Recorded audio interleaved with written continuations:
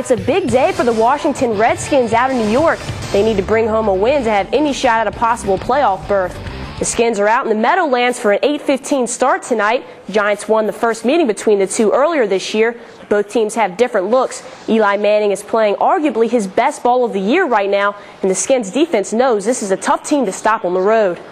You know, the thing, I think the coaching staff is going to have to do a good job of getting everybody prepared to the challenge that we face.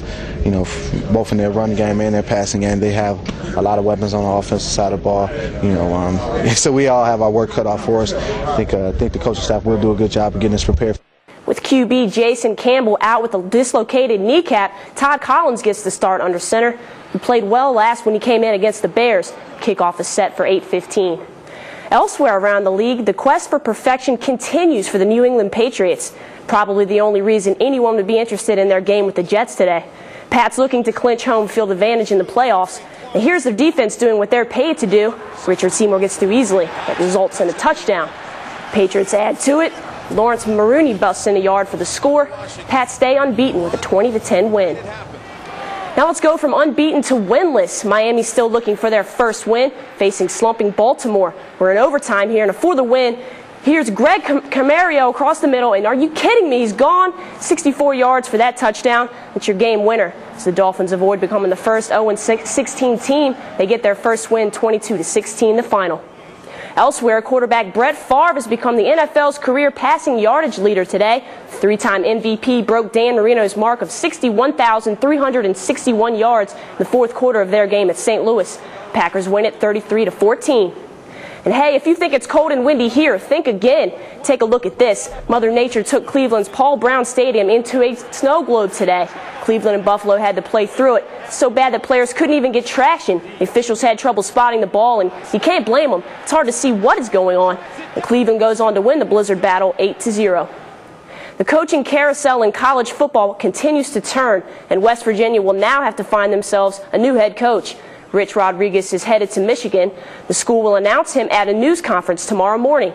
Rodriguez takes over for Lloyd Carr, who retired back in November after 13 seasons. While at West Virginia, Rich was 60-20, and this year steered his Mountaineers to a berth in the Fiesta Bowl after a 10-2 year.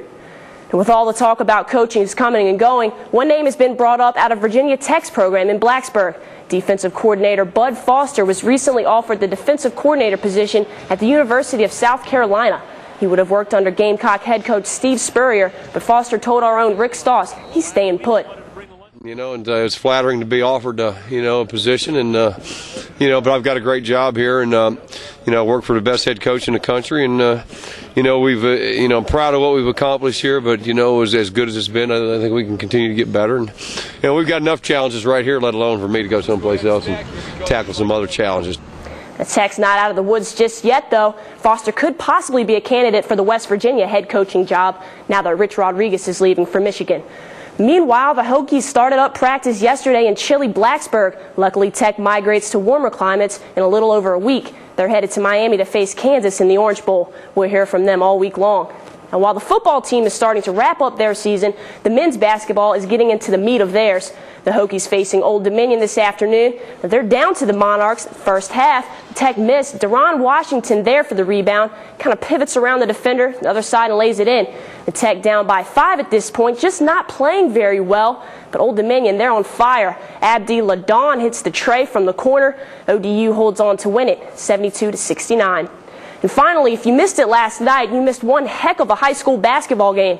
Benedictine's VCU-bound Bradford Burgess poured in 16 points and 9 assists, while Ed Davis poured in 23 more and pulled down 15 boards to help lead the Cadets to a huge upset win over Oak Hill Academy. Benedictine wins it 73-72. Big win over one of the top high school programs in the entire country. Congrats to the Cadets. Now that does it for now in sports. We're back with a final look at weather after this break. After 2 full weeks off for exams, the Virginia Cavaliers are back at it on the hardwood tonight. Dave Lato and his guys take on Hampton in Charlottesville for a 7 o'clock tip-off. Hampton is not a walkover team. Pirates are ranked 17th in the nation in scoring defense. Aggressive in their attitude, how they play the game, and they bring a lot of different things to the table that you have to prepare for. Multiple defenses, multiple offensive sets, different combinations. Virginia Tech is also at home hosting Liberty. And here in town, Chris Mooney and his Richmond Spiders welcome Old Dominion. The Monarchs are coming off of an upset over Virginia Tech on Sunday. Tip-off is set for 7. Now, a big announcement in high school football was made official today. 2007 will be Gary Chilcote's last season as the head football coach at Varina High School. Chilcote was 91-14 in his 9 years as the Blue Devils head coach. For these reasons, my knees is the biggest thing. That it's just taking its toll on me, and I don't feel like that right now. I was doing as good of a job coaching and as a position just because of my tiredness and all the thing going on. Chilcote will remain at the school as a teacher, and he hopes to coach football next fall, possibly as an assistant. Now, if you missed it last night, Prince George High School honored one of its own before the boys' varsity basketball game. The county declared it Reggie Williams Night. The former Prince George star now plays for VMI, where he scored over 2,000 points for the Cadets. Last season as a junior, he led the entire NCAA Division I in scoring. He says despite all the individual records he'll break, there's more to do at VMI. Hopefully break other school records, like getting us to the NCAA tournament for the first time in 30 years, I believe. So this season is big and a lot of accomplishments. Congratulations go out to Reggie. And Virginia Tech defensive coordinator Bud Foster remains hard at work in Blacksburg while waiting for the West Virginia head coaching search to play out.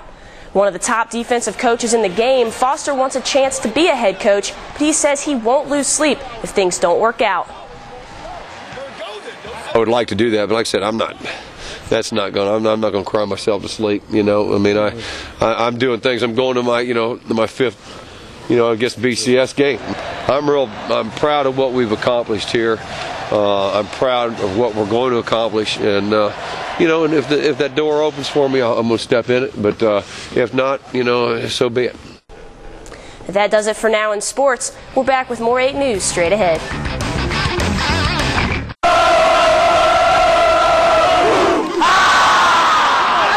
Godwin getting hyped on their homecoming night. The Eagles leading John Marshall 7-6 at the half. They're looking to take off as Travis Lane finds Mason Simpson in the corner pocket. Extra point, no good. 13-6 Godwin. Marshall will answer quickly, though, with 6 of their own looking in the end zone. Jamal Spoor says, "You got it." "No, wait, I got it." They'll go for 2 and convert. We're at 13-14 John Marshall. The score will flip just one more time as Lane finds Simpson again. Give that kid the game ball. 19-14 Eagles. Godwin goes on to take this one 26-14. Now over to defending state champs Goochland hosting Randolph Henry this evening. Here's Travis Grady leading his captains to the coin toss after losing his father just 2 days ago in a car accident. Our condolences go out to that young man and his family. The Bulldogs be able to pick him up quickly, though. Virginia Tech prospect DJ Coles wouldn't have anything to do with that, would he? Yeah, I think so. Here he is going a cool 55 for the score. Can't give him all the credit, though. Jazz Hicks putting in good work all evening long. Here he is for the first down.